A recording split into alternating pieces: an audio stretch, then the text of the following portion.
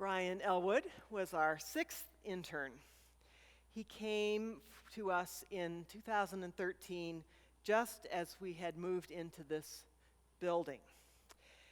That was a kind of chaotic year of coping with unintended consequences and stresses and strains and all kinds of wonderful things that involved learning to use this new space. And in the midst of it all, Bryan was present and always calm and always willing and able to help and to learn. He was the perfect intern for that year. That was also the year that New Mexico legalized same-sex marriage. And Bryan did a land office business in weddings for UU couples from all over the West. He and I together, we met some wonderful people that way, and I remember that very fondly. Bryan, it is so good to have you back, and we look forward to hearing from you this morning.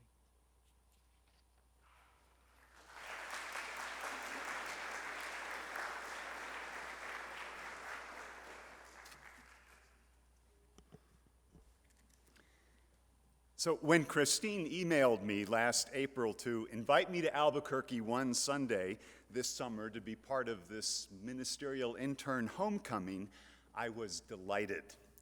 My first and immediate thought was, yes, I'd be thrilled to come.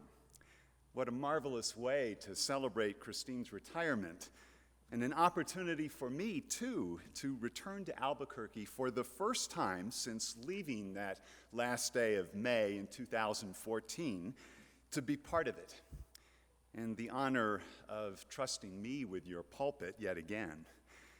In fact, it was in this very place on my last Sunday with you that members of my internship committee presented me with this beautiful stole that Carmen Zamora made as a parting gift and a blessing from this congregation. I cherish it, and I'm grateful that I can stand here again wearing it. What a marvelous opportunity for Christine to reconnect with her mentees this summer on the fertile ground of this church that nourished growth and discernment for all of your ministerial interns.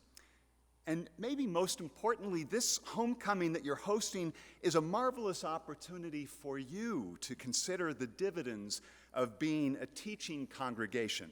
Most congregations don't make this kind of investment of supporting ministerial interns.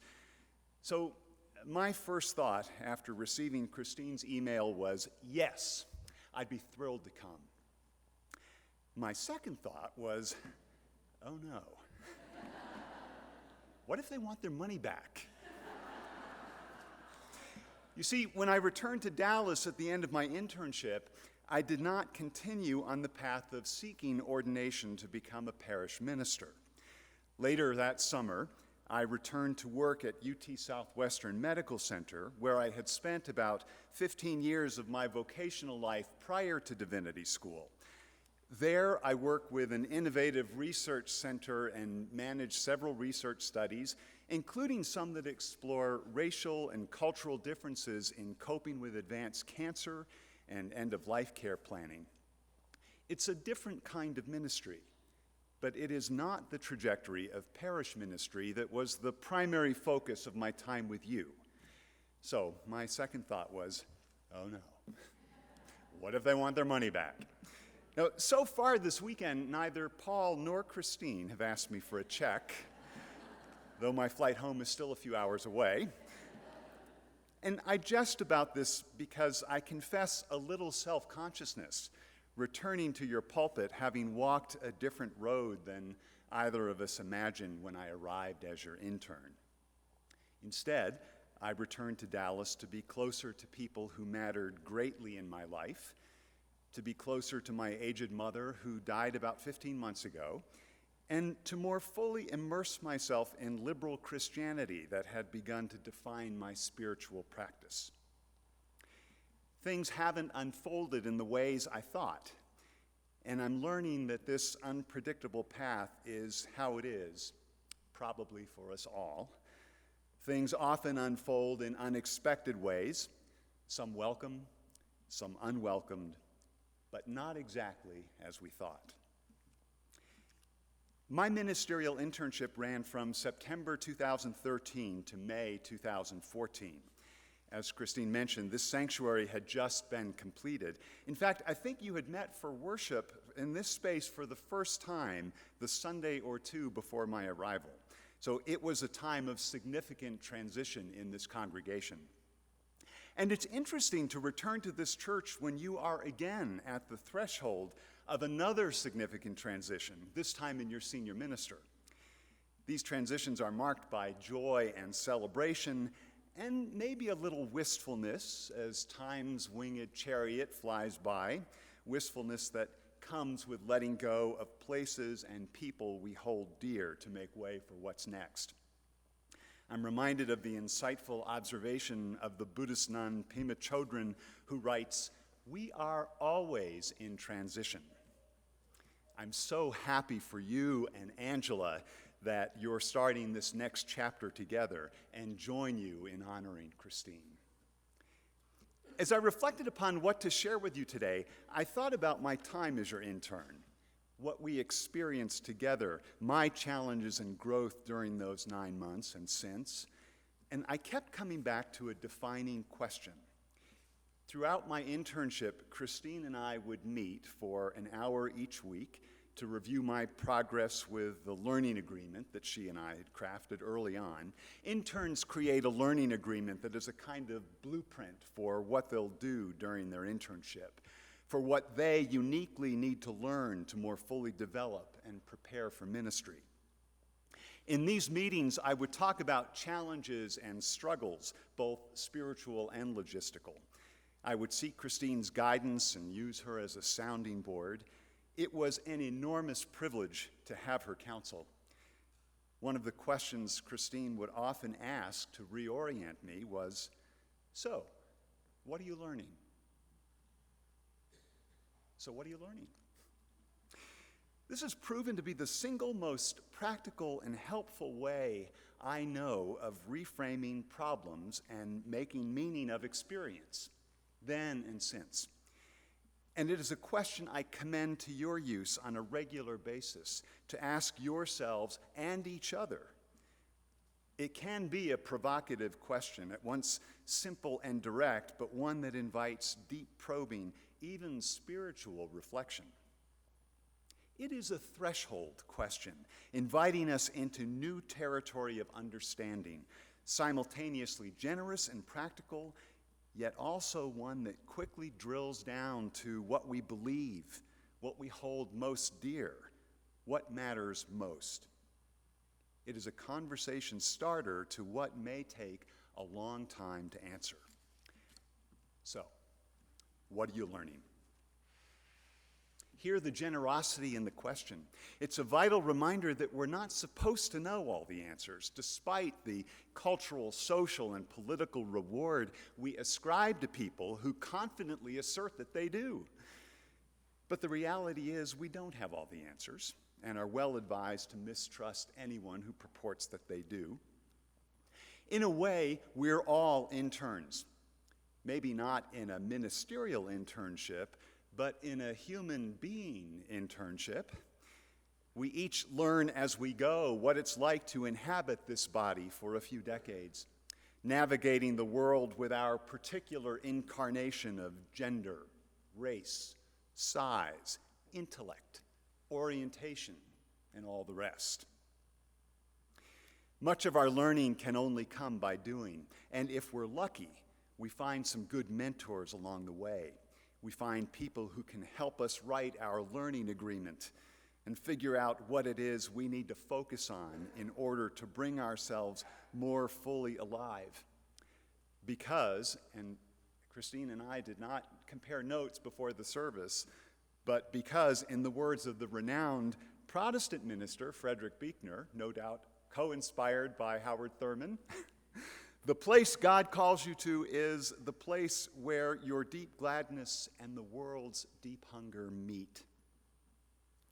An internship helps us find such a place. Christine's question to me is an eminently practical question because it acknowledges that this learning takes time. In 2013, I arrived here with a Master's of Divinity and 53 years of life experience. But Albuquerque and this role were new territory for me, and at times both could be disorienting. In my eagerness to succeed, to earn approval, to do a good job, I found I could sometimes lose focus on my purpose. New jobs can be like that. Except an internship isn't a job in the sense that my work at UT Southwestern is a job.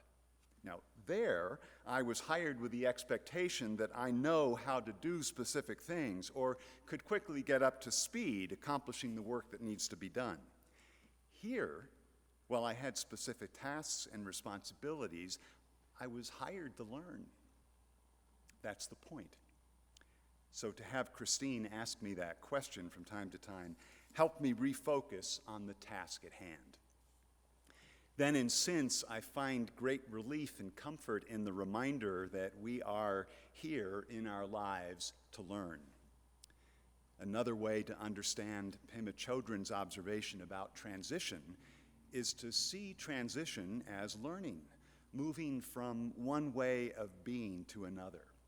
And this is where I think Christine's question transcends to the spiritual realm. For me, the question penetrates to the heart of what it means to be human and how I think about God, the divine, that which is more than us, however one understands God.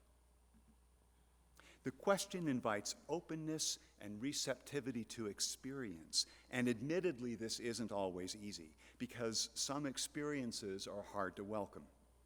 We all face that, and we'll face more of it.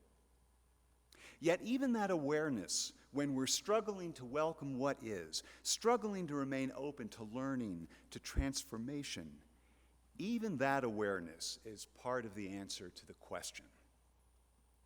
Here's where my immersion in Buddhist mindfulness meditation has become essential to my learning. Mindfulness points us to engagement with the present moment and an inquiry about what's true now. We start by noticing what's happening. What am I feeling? Where do I sense it in my body? What story is my mind creating or rerunning about this experience? What do I feel, hear, see, touch, taste, think now? What am I learning? The day Christine emailed her invitation to come to Albuquerque, I had just discovered I made an error at work that rattled me. Part of my work involves preparing grant applications for our research faculty to the National Institutes of Health, among other funding sources. And these applications are increasingly competitive in an age of federal funding cuts, and they're always complex with many pages of attachments. I missed including an essential document that resulted in one of our researchers' applications being denied review. Now, academic careers depend on successful funding of such proposals, and this missed opportunity meant a setback for him. It would be another year before he could apply again. It caused him harm, and I felt terrible. I felt waves of embarrassment and shame. It is my job to catch these things, and I missed it. While I was riding these waves of self-rebuke, I found myself returning to Christine's question. So, what are you learning? And quickly, my yoke eased. The generosity of the question helped me pull back from self-obsession with my failure and reactivity, my tendency to magnify my deficiency that can derail attention to what really needs my focus. In this case, what went wrong? How might I keep this from happening again? And what amends can I make? The question delivered me to a threshold where I could hold the mistake with more self-compassion around my fallibility and find some breathing room to learn from the experience. It wasn't all wrapped up with an apologetic email, nor was it put to rest by the close of business. Lots of our screw-ups can't be tidied up easily or quickly. But the question helped me reorient my approach to my work and refresh my focus. And that's where growth and transformation happen. I'm learning that I'm challenged to ask this question daily, especially with the barrage of bleak political news that fills our mental inbox each day. There's endless invitation to spin off in fear and anxiety about what I think are seriously misguided political approaches to healthcare, immigration, racism, the environment, among others. Lots of us churn our fear and anxiety into anger and outbursts, which many of us post on Facebook or rant to one another, or my favorite, rant to myself. I can be sucked into mean-spirited reaction in a nanosecond. I'm greatly concerned about the surge of jingoistic nationalism and political isolation that seem to be deepening the divide between people here and abroad. I'm heartsick that we spend our mental and financial resources building walls, physical and social, that foster the illusion we can insulate ourselves from others. One morning a few months ago, while driving to work, a news broadcast played a snippet of Donald Trump yelling, "America first, America first, America first!" And I found myself screaming in reply to the radio. As I pulled into the parking garage on campus at about 7:15 a.m., I drew a few deep breaths and considered that ranting to myself in the car was not how I wanted to start my workday. I heard Christine's question in my mind's ear, and I understood that some days I'll be a kinder, more centered person if I drive to work in silence rather than with NPR. So some days I do. This transformative learning is creative, generative, spiritual work. We read this in religious texts. The Genesis creation mythology in the Bible offers an example. In Genesis, we're told how God created the world in 7 days, each day adding something more to her creation. Each day, God learns what is missing in the formless void: a dome in the midst of the waters, dry land, lights in the dome of the sky, swarms of living creatures. In Genesis, it's as if at the end of each day, God is asking herself, "So, what am I learning?" That's a useful reflection for any of us at the end of our day, no matter the world we are creating. In Genesis, God keeps learning what she needs to make her creation whole, her deep gladness and the world's deep hunger meet. Years ago, not long after I had joined First Unitarian Church in Dallas, Laurel Hallman, my earliest UU ministerial mentor, added a postscript to one of her sermons in which she spoke about our need for God. I've never forgotten it. At the end of her sermon, she turned her thesis around and suggested maybe God needs us as much as we need God. Now, there's a companionable theological proposition I hadn't heard much about in the Catholicism of my childhood, God needing us. Maybe God needs us as much as we need God. Maybe we're in a reciprocal relationship. Maybe we're co-creators of this world, each of us bringing to bear some small element upon which everything else depends. The Buddhists call it interbeing. Maybe we're learning from each other, God and you, God and me. The French philosopher, mystic, and political activist Simone Weil suggests something similar. She writes, "The real aim is not to see God in all things. It is that God, through us, should see the things that we see." That God, through us, should see the things that we see. Maybe God needs us. Maybe God is learning through us as we learn. Maybe it's ultimately a spiritual question to ask. So, what are you learning? Here's what God might see through my eyes recently in my life. Feel that burning sensation on my cheek, God? This is humility. What it feels like when I screw up and disappoint people. The ache in the heart? Oh, that's about attachment. Attachment to people and things, and how hard it is for us to let go of who and what we love. And that grit under my fingernails, that's from commingling the ashes of my mom and dad as I work them into the earth around the base of this burgundy maple tree. That's what becomes of these bodies in time, God. A few pounds of dust and bits of bone. The tears are grief, more of that attachment. And that shine on my face, well, that's from the sun. It's both light and warmth, and it keeps us alive on this spinning, stony orb. It gives life to these downy peonies that have graced my table all week, and the amber waves of grain that are ground and kneaded into the dough that bakes with an intoxicating aroma into bread we break with each other in thanksgiving, ever faithful that we humans are better off together than alone. That's what God might be seeing through me. I keep asking Christine's question of myself. Sometimes I ask it when I'm interviewing patients for research studies at work.